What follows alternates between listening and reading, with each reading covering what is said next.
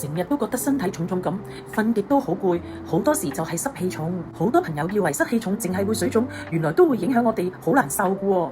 今日同大家分享8個方法，日常生活都可以幫助排濕㗎。第一啦，喺屋企啦，多啲開窗，環境乾爽，濕氣就冇咁容易積埋㗎啦。第二啦，凍飲同埋生冷嘢盡量少啲掂啦，唔好將啲濕氣帶入身體裏邊。第三啦，一定要做適量運動，出一身汗排汗就係最好嘅去濕方法。第四啦，千祈唔好長期坐喺度同瞓喺度，要多啲喐動啊。第五啦，揀衫盡量揀啲透氣嘅質料啦，身體要保持乾爽㗎。第六啦，得閒可以瞓覺前浸下腳啦，暖下心啦，幫助放鬆排濕都唔錯㗎。第七，屋企可以用啲抽濕機啦、除濕包啦，降低環境嘅濕度嘅。